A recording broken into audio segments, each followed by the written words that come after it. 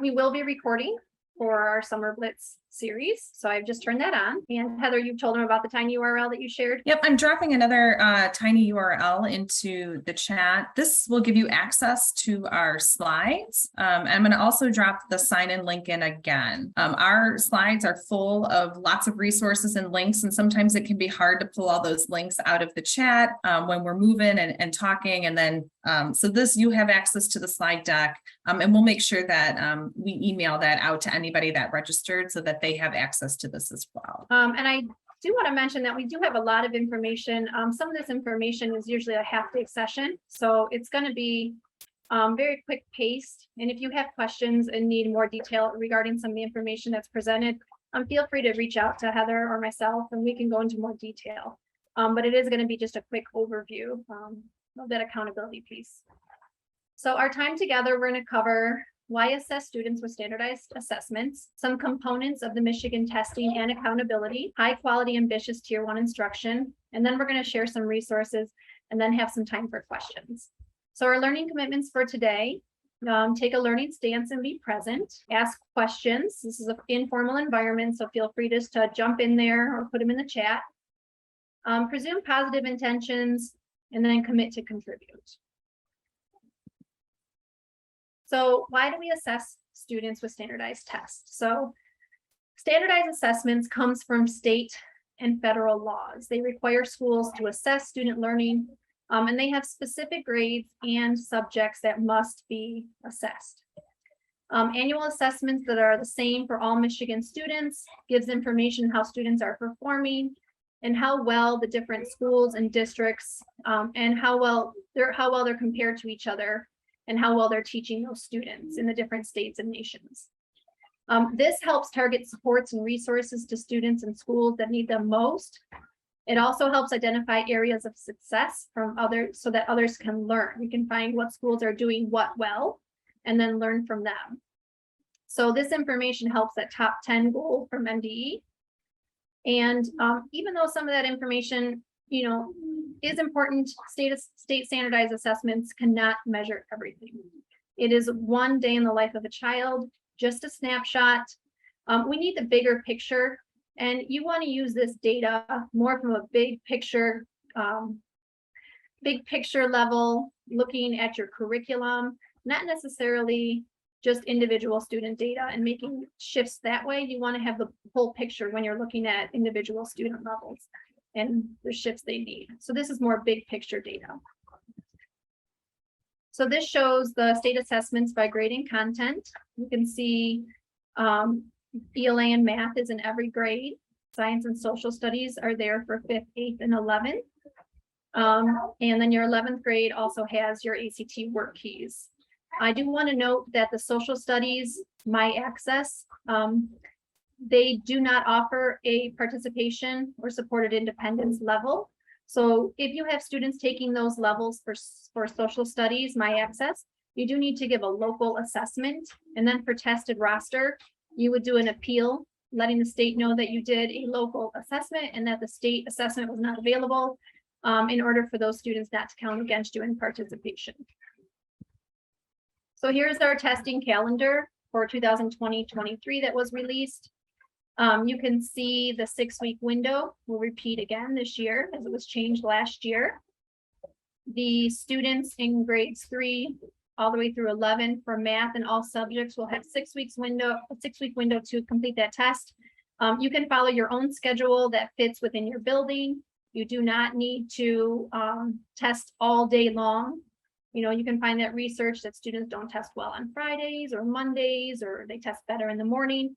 Whatever works for your building with your resources and time, you can make that schedule as long as it's completed within that 6-week window.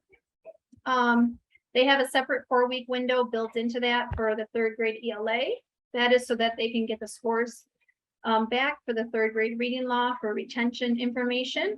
And then the other big change is the paper pencil. So any student can take a paper pencil assessment. They do not need to have an IEP or 504. If a student can't focus on the computer or needs one-on-one time or a human reader or translator, you can switch it over to a paper pencil version and then sit with that student to have them take the assessment that way.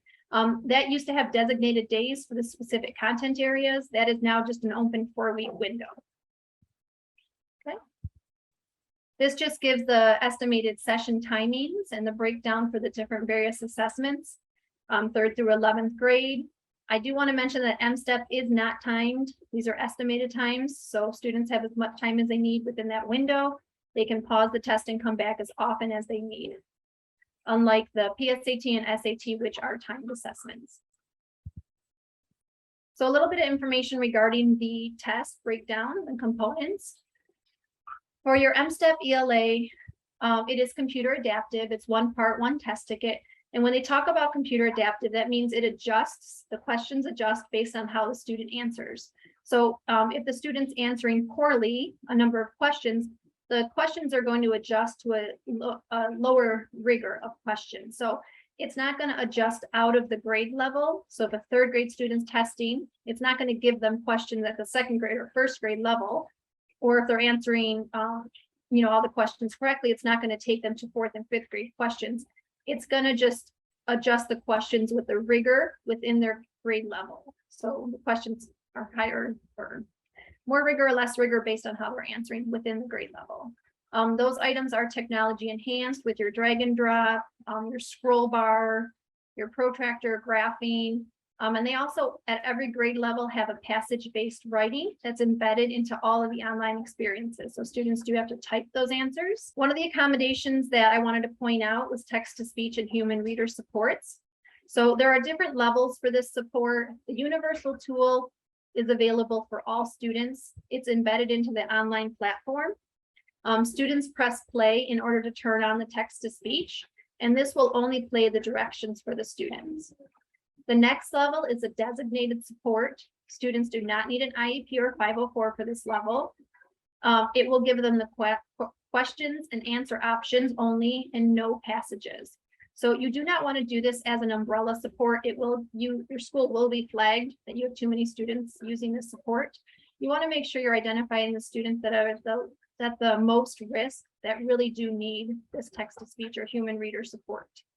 They do have documents that Heather has at the end under the resources that you can use to identify students and what criteria you are using to identify these students. The next level is the accommodation. This is where students must have an IEP or 504 because they are now including the passage. This is available only for grades 6 and 7 in ELA. Passages are not allowed for grades 3 through 5, even with an IEP. So they're measuring how well the student reads, and if they're reading those passages to the students, they don't get a good calculation on those readings. So we also have a link here for relevant vocabulary, ELA M-STEP.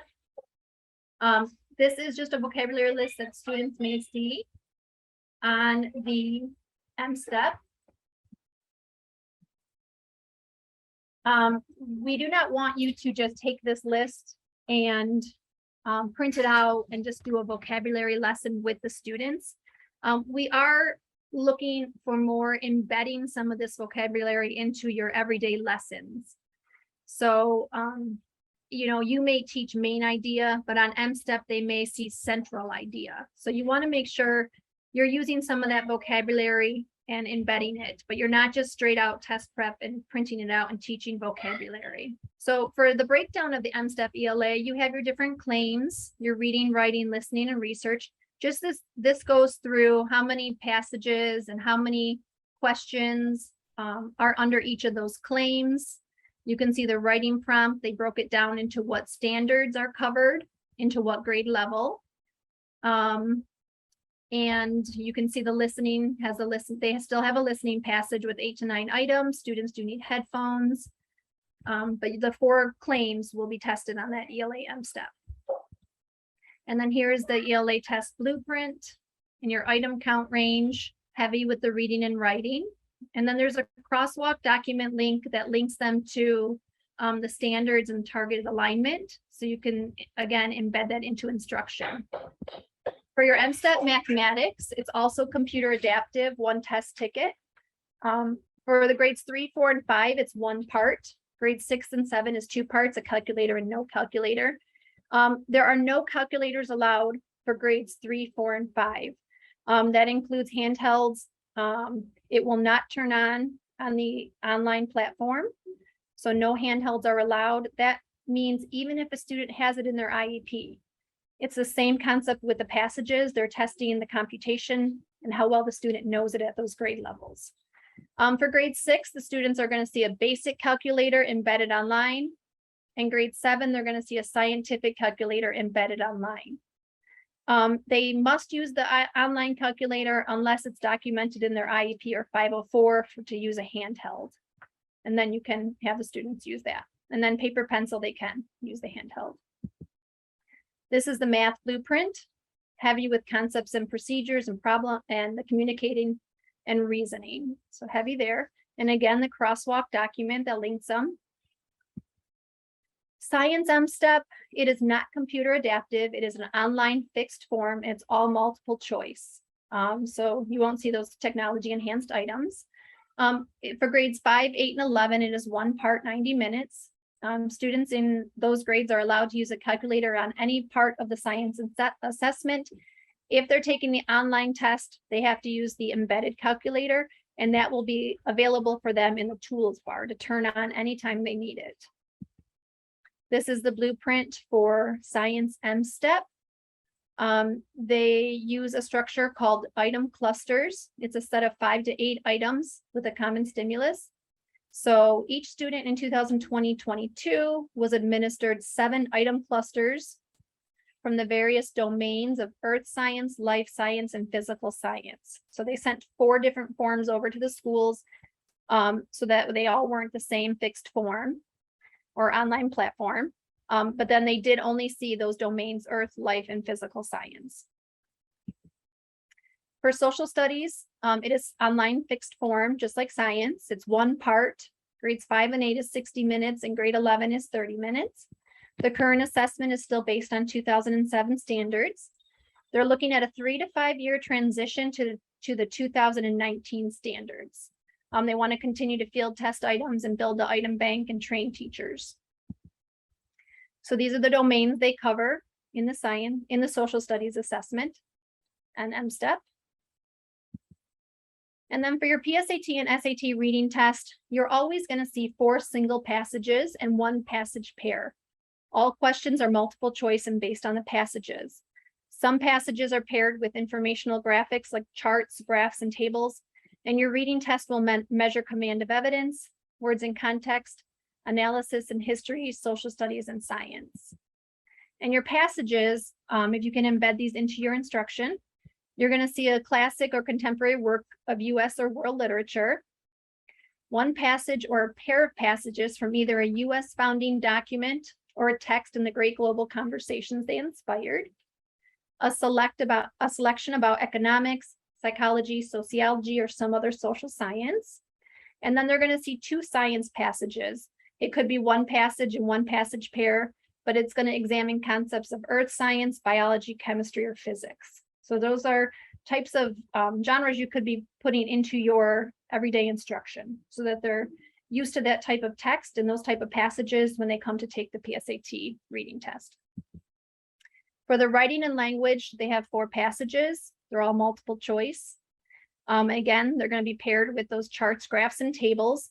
The essay is included in the writing and language test, but the essay has a separate score. A lot of people don't know this. The essay score is not included in the overall score that the student sends for college reporting. It is a separate score.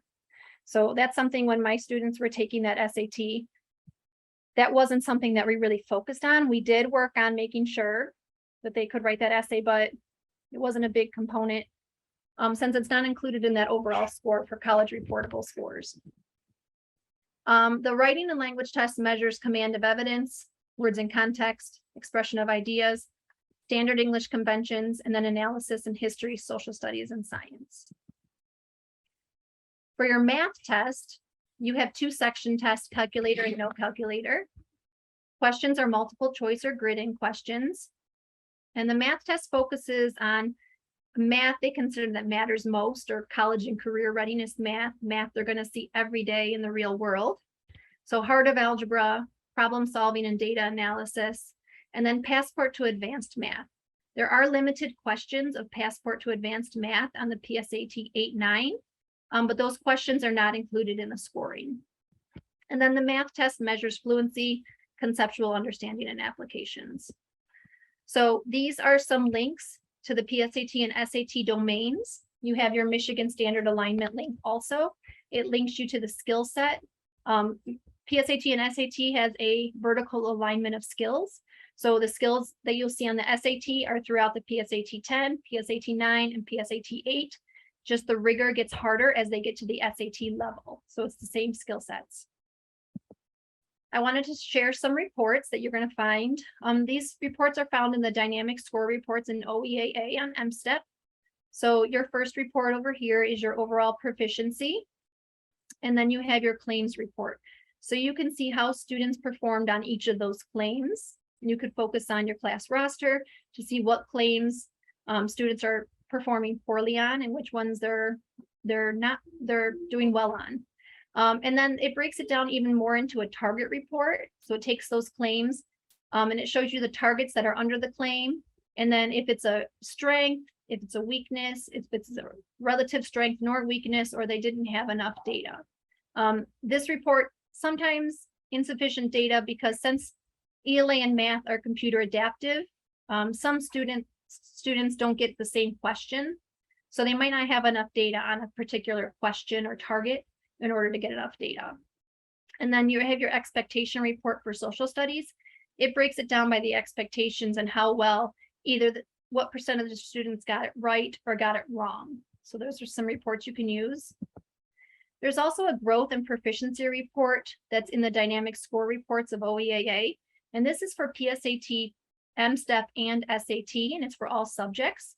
At the top, you can see the students' overall proficiency. And then at the bottom, there's a quadrant chart, and it is correlated with proficiency and growth. So if a student's in the top right dark blue box, that means they had high proficiency and high growth. If they're in the bottom light gray box on the left, that means they had low growth, low proficiency. So you could track this growth over time for the students and for the classes. As your science 8th grade, they're going to be going back to 5th grade. So it's not obviously from the last assessment they took, but this is available for all the assessments in the content areas. And then in your College Board portal, you have the 3 reports. You have your instructional planning report, which breaks down to sub scores. And you can see if the students are on track for the benchmark, if they're below the benchmark, if they're at benchmark. And you can go all the way down to those evidence and reading and context, and you can go all the way down to the sub scores to get some really good data points there. And then you have your question analysis report, and you have your benchmark report. So I'm not going to go into big detail with this, but I do hold sessions that goes through College Board reports. So if you wanted more information, you can look in our catalog for this session, or you can reach out for more information. So now I'm moving into accountability. Are there any questions yet on the state assessment side? I have a quick question about those reports for MSTEP. Are you able to download those into Excel files by any chance? I believe you can. You can download them into PDFs. So from the OEAA side, you can download the student data files into Excel. From the dynamic reports, I'm not 100% sure. I think you can just download them into PDF reports, but not into the Excel format. But that's just from the dynamic score report side in OEAA, if that makes sense. Yes, thank you. Okay, you're welcome. Okay, so accountability. Now, again, this is very quick and to the point. So if you have questions around here, again, I have sessions that go through understanding accountability, and you can always reach out for more information. So after testing, when testing wraps up, they have the period called tested roster. There are 4 different windows. When you review enrollment and student demographics, you submit changes in your MSDS, you verify your answer documents, and then you verify the students that did not test and do appeals. That's usually done early June or July. Once all that is wrapped up, they start taking the data to start running it into the accountability reports, your A through F and your federal index system. So we have two separate accountability systems for Michigan. One is at the state level, A through F, and one is at the federal level, the index system. The data that's included in those systems is MSTEP, PSAT 8, MyAccess, SAT, and WIDA. They do not use PSAT 9, 10, or WorkKeys data in your accountability, okay? Those are state requirements that they require you to do tied to state funding, but they are not used in accountability. So going through A through F report first, you have two different sections. You have letter grades. So you have your proficiency, growth, graduation, English learner progress, and then performance among peers. And then you have your ranking side, your student subgroup performance, attendance, assessment participation, and then alternative campuses get a compliance score. And I'll go through that stuff. I wanted to mention the letter grade components that are in red. Those are the components, if you get all of those with an F, will get you labeled CSI. Okay, and I'll go through that a little bit more. So your letter grade components, your student proficiency, again, they're only using math and ELA. They're doing a combined math and ELA for proficiency, and they're looking at students who are enrolled for a full academic year, okay? Adequate growth is looking at math and ELA, students enrolled for a full academic year, and then they look at the calculation SGP and AGP on general assessments, and I'll explain that in a little bit. The English learner adequate growth, students have to score a 4.5 composite or have an SGP that's over their AGP on WIDA. For graduation rate, they are using the best rate that you have. They look at all of the 3 cohort years.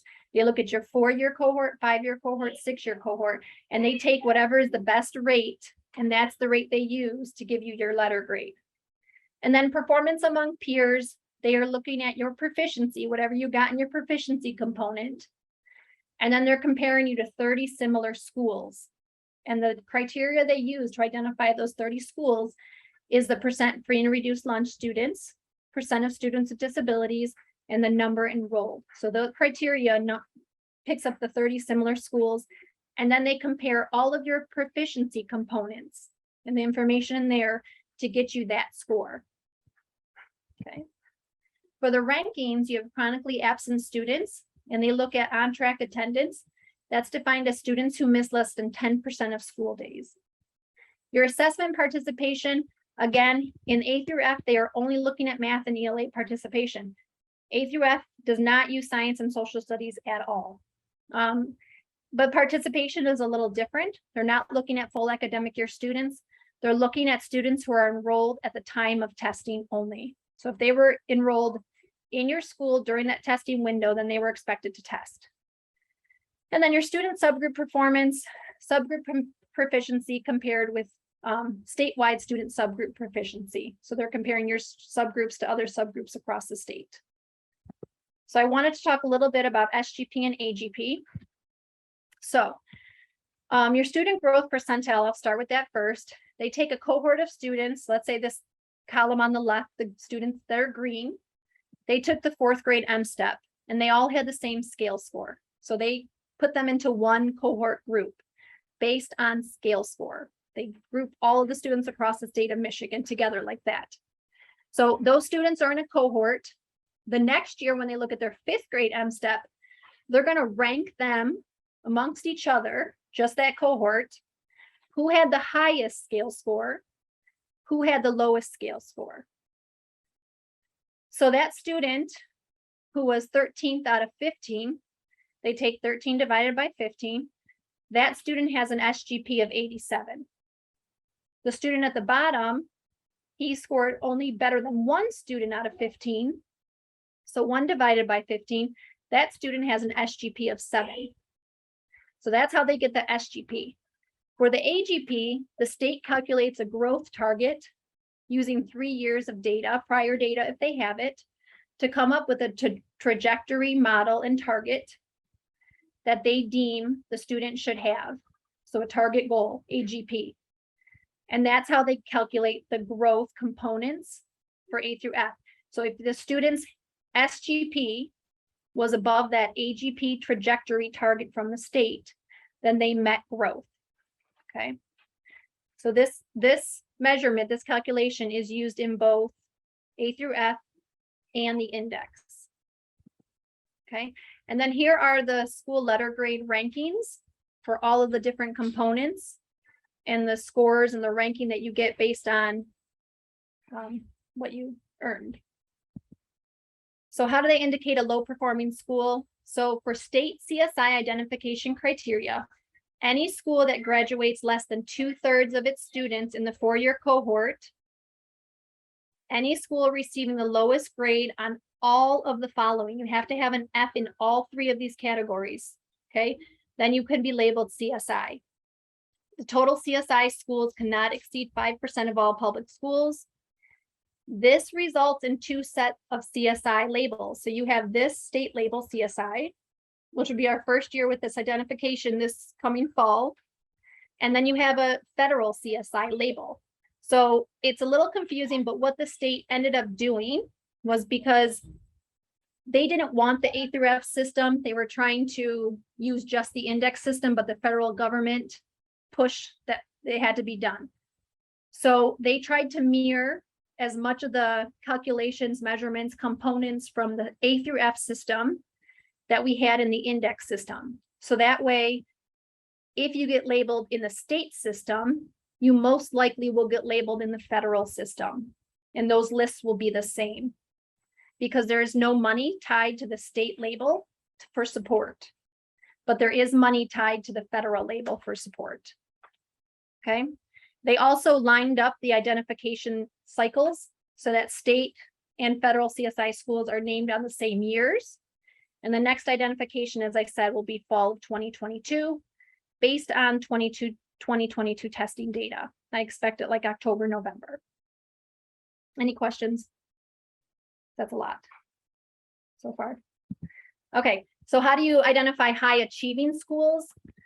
Reward schools, identification criteria. If you have a graduation rate of 99% for the 4-year cohort, okay, any school receiving the highest grade on any of the following: student proficiency, student growth, performance among peers. If you have any A in any of those components, it does not have to be all 3, just any of those, you will be labeled reward school. So, and then if there's any other criteria as determined by MDE that they could put out there, but you will not be labeled reward school if you are labeled federal CSI. They just won't do it. Alternative education campuses for accountability, they don't get rankings or scores. They get either meets expectation or compliant. So center programs, strict discipline academies, adjudicated youth programs, any school serving a specialized student population, alternative school. They just get that score. Any questions? No? Okay, we're good to go. Okay, I'm going to move into the Federal Accountability Index system. This is a school level reporting also, same as A through F. Schools can earn 0 to 100 points in these for an overall score, but then you also earn points within each component that are added up to get that overall score of 100. Okay, the index measures how a school performs towards a long-term goal, a state target in each component. Okay, so each component is weighted. You can see growth is 34%, proficiency is 29%. Those are the highest. School quality, student success, 14%. And that box is broken down, that component is broken down into the pink box. You can see what fills school quality student success, your advanced coursework, your post-secondary enrollment, access to the arts. Graduation rate is 10%, English learner progress 10%, test participation for the general assessments 2%, and then test participation with WIDA is 1%. Now, if a school doesn't have one of those components, that weight is redistributed into one of the other components. Here are the state targets. You can see these are what the schools are trying to perform to. These are their goals. So scores are included again from MSTEP, PSAT 8, SAT, and My Access. Proficiency and growth includes only math and ELA. Participation includes all subjects. So how is it calculated? They look at the growth. My slide's off a little bit there. The growth met over the target. So if your school met 45% growth, or if your school had 45% growth, that means 45% of the students' SGP was over the AGP in ELA, but the target is 57.92. They take your growth over the target to get 77.6. They do the same for math. Let's say the school had 42% over the target. It was 82.7. They then multiply it times the number of test takers. So the same number of test takers took math as they did ELA. So ELA was 38.8 and math was 41.3. They then combine ELA and math, and then they take that 80.1 and they weigh it by the 34%, and that would get you your score for that component. And then those components are added up to get to that overall 100%. It's complicated, but I wanted to show an example. So how do you get identified for school supports? Schools are identified for CSI if they're in the bottom 5% of schools in Michigan. So I'm going to go to this slide. They look at the number, the threshold. They rank all the schools in the state based on their ranking, based on their number they got. And then they look at where the bottom 5% falls, and that number becomes the cutoff number. So any school that falls below that cutoff number of 5% becomes labeled federal CSI. So in the past, the number was 30.64. It's kind of been around that the last couple of years. Okay. Or if you have a high school with a 4-year graduation rate of 67% or less, if you were in the CSI cohort in the last identification cycle and you didn't meet the exit criteria, you will be relabeled CSI. If you were labeled an ATS school based on subgroups and you didn't meet the ATS exit criteria, you will be moved up to CSI. So how do you get labeled ATS, additional targeted support? They look at your subgroups. So if one or more of your subgroups is in the bottom 25%, then you will be labeled CSI. If a subgroup's overall performance is in the bottom 5%, like a school score, you'll be labeled ATS. So I'm going to show you these. So they look at all the growth components across the state and rank everybody's growth component. And then they find out where that 25th percentile is, and that becomes the cutoff threshold. So if your subgroup is performing at that 25th percentile, then that subgroup will be labeled. Okay. If you have a subgroup after they've looked at, because they calculate the subgroup's performance in all of these components. They look at your overall building, and then they look at each individual subgroup as if it's their own building. So if your subgroup is performing after they've looked at all these components with a 30.64 at the bottom 5% threshold, those are the two criteria. So one or more subgroup is at the bottom 25%, or an entire subgroup overall performance is at that bottom 5% threshold. Then you'll be labeled ATS. That's every 6 years. For targeted support, if you have a subgroup that has a cutoff below the 25th percentile, then you're labeled annually. Now, only ATS and CSI report to Michigan. Targeted support, they make up their own plan in their own school improvement to get out of that TSI. Those are the cutoffs. Again, these change, but these have been around where they've been each year. Cindy. Yeah. Before you go into your flow chart, we had a question in the chat asking like, where do charter schools fall? And it came, I think, when you were, well, I think it was when you were talking about maybe the start of the A through F grading systems, the index system. So can you address how charter schools are involved in the accountability indexes as well? They have the same, they're involved in the same accountability systems. So their data is pulled and included, and they're not separate. Does that help? Okay, so this is just a flow chart.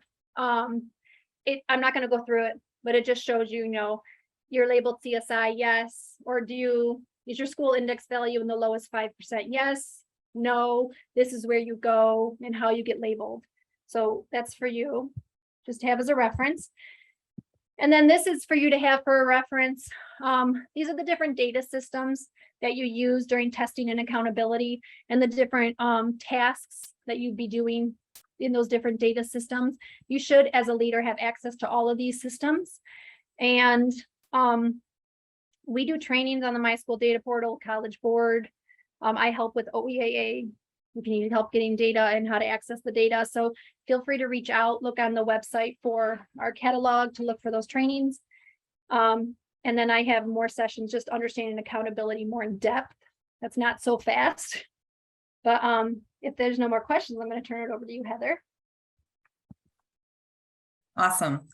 So there's a lot of information around standardized testing in Michigan and each of those components that Cindy went through, and then the index and accountability systems as well. And I love how Cindy does it, because she explains it in a way that really just seems to make sense versus what you read sometimes on websites. So we're going to shift focus a little bit, and we're going to really think about how what we do in the classroom each and every day can really help prepare our students for MSTEP. But I'd like to start with this cartoon, because it seems like anytime in the spring when I work with teachers, this seems to be kind of like their emotional status, that a lot of their kiddos have post-assessment stress disorder. And that is something that we certainly don't want our teachers to be feeling, that their students are feeling. Go ahead, Cindy. So the question we get asked a lot is, should we prepare for state assessments? And the answer is an overwhelming yes, we should prepare for state assessments. But then it's, well, how should we do that? And we do that through high quality, ambitious tier 1 grade level instruction in all content areas. Go ahead, Cindy. And so this means that children, especially in our K-5 settings, are getting all of the content areas, because we know that even though ELA and mathematics, there's a heavy focus on those content areas, especially in the 3rd and 4th grades. Those are the first grades to be tested.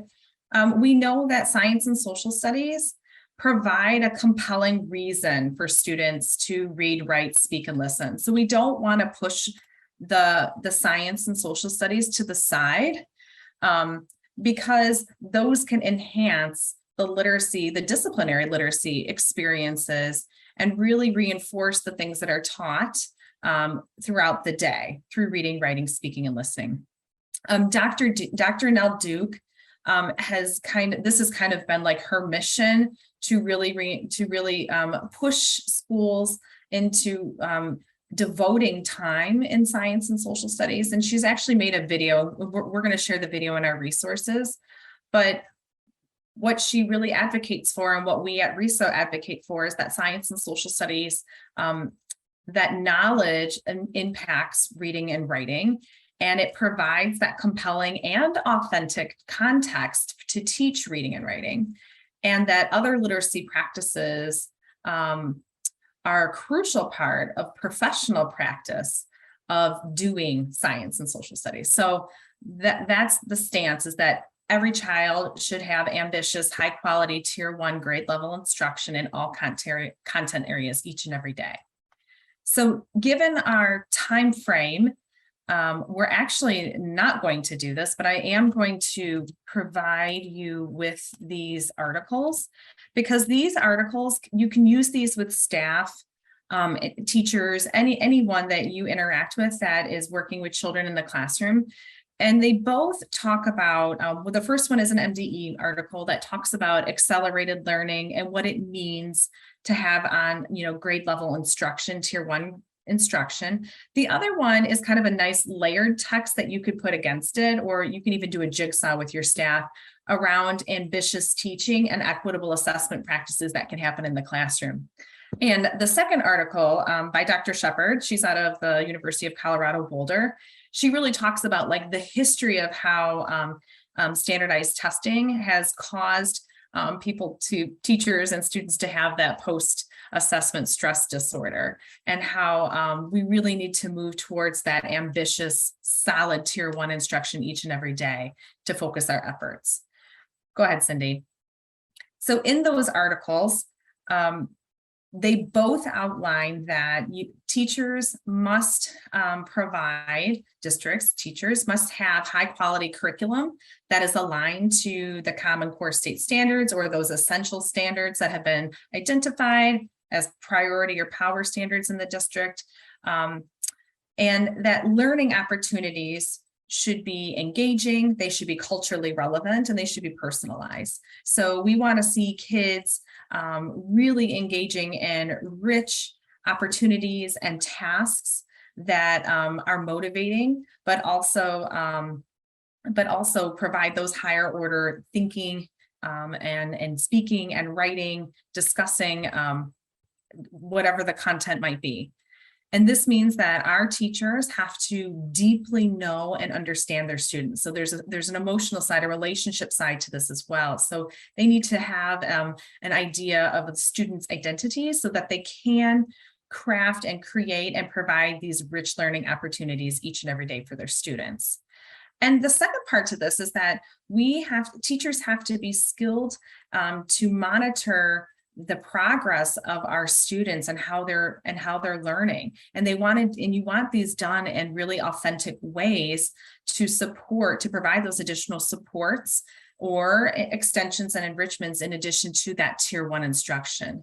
So this means that teachers are engaged in a lot of observing. They're watching their students, they're listening to their students, they're looking at student samples of work, they're talking in PLCs, and they're making some decisions in real time or close to real time that can directly impact the trajectory of where students are moving towards mastery or proficiency of that learning target.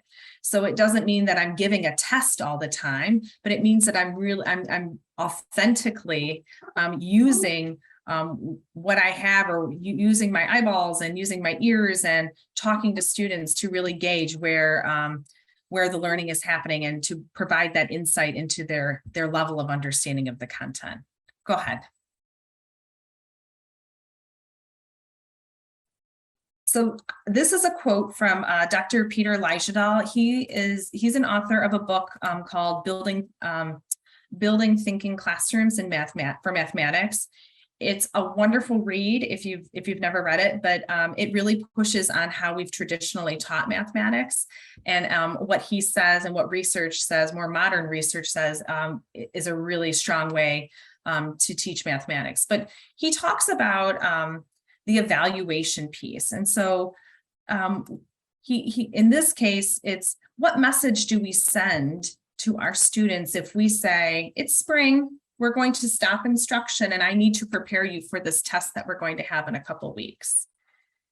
Students can see through that, and then it also sends the message that your instruction didn't really matter if we're going to pause and take time to do some like rote test preparation.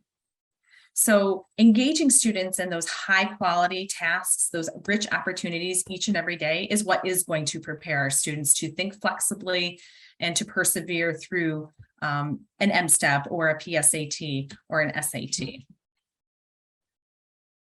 So again, Cindy and I are often asked, like, how do we prepare and support our kids?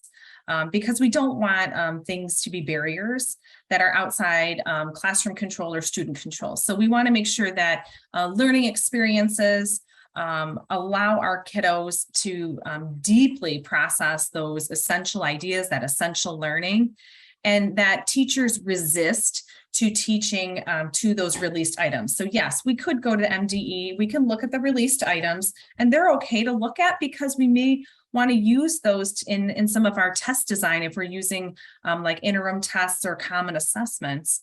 But if we only use those as like a test prep, or if we buy a book of test prep, oftentimes those test items focus on really discrete or an isolated set of skills. And when we only focus our time and attention on those types of test items, it really distracts from meaningfully teaching to the domain that the sample is supposed to represent. So you're only teaching like this small little grain size, but really we need to be teaching out here so that kids get all of it. So what ends up happening when we do teach to these released items is that you may see an increase in something like grammar. We may see a little slight uptick in that sub-score on the assessment, but in the overall picture of ELA or literacy, we may not even see a budge. In fact, we may just see data plateau. So we want to make sure that students have frequent opportunities to read, write, discuss, argue about what they are learning. And that means that, again, those rich opportunities have to be provided each and every single day. And teachers have to maximize their time within their classrooms so that kids can focus on the deep, rich and meaningful content. But we know that not all students have access to technology or are on technology regularly. So we want to make sure that our kiddos are able to navigate and explore those testing platforms and those embedded tools, because often those embedded tools could be distracting if you don't know how to use them properly. So it's okay. Certainly, we encourage you to get kids on that testing platform so that they can try those tools. They can see how maybe a paired passage might look. They can use the scroll bar, and so that they can see what M-STEP might look like when they go on to take it. So it's not a surprise that when they have trouble maybe going to the next question if the little blue arrow doesn't illuminate. So it's definitely, certainly okay, and we encourage it, but it shouldn't be the soul of instruction, right? Instruction, meaningful instruction should still continue. And if you're using, if you have, some schools have like, they've purchased like testing software or like things that where teachers could make their own assessments, such applications like Illuminate, they have created like items where teachers can actually make a tech enhanced item, much like a student would encounter on M-STEP. So like drag and drop type of items, or highlight the sentence that most represents X, Y, or Z. Those are things that teachers can build and embed into instruction or embed into their assessment practices, so that when students do see it, that it is a familiar type of question that they're used to navigating, and not necessarily having to, not necessarily understanding the content because they're so hung up in the question. So we have some resources that we have included here for you today. The first couple are those, the articles, The Ambitious Teaching and Equitable Assessment. We also included the Dr. Nell Duke's short video around why we should be teaching science and social studies with mathematics and literacy. We also included some, just a one-pager on what it means to have computer adaptive testing, and then some M-STEP platform exploration. So if you're an elementary principal or you work with elementary teachers a lot, there's a teacher lesson plan and a student handout that could certainly be done as like a center activity to support students in navigating those pieces, and not necessarily just getting on to see which questions they get right or wrong. But really just exposure to the testing platform so that they know how to use it when testing day comes. And then you have the article on Tier 1 instruction, and we included last year's state guide to state assessments, and that typically comes out the early start of fall. So and it lists all the assessments, the dates, and gives a really nice detailed information. So you'll look for that this fall.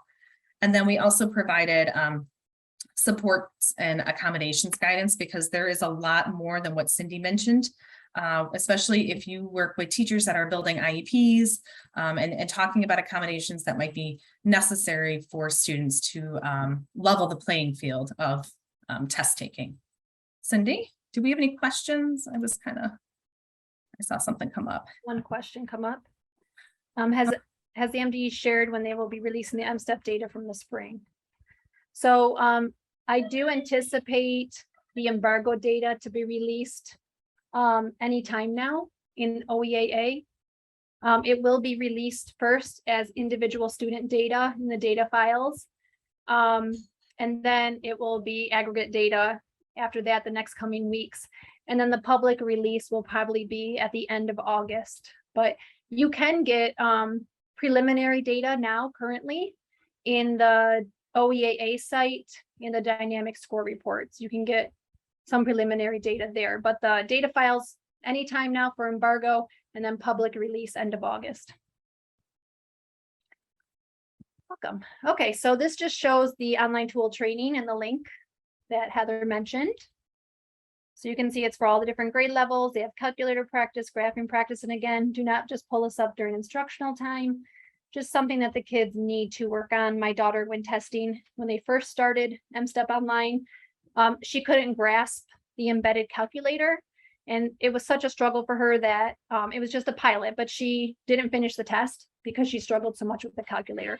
So especially those third graders coming in, never seen the platform, you don't want them stuck on technology that they, can't get through to the content.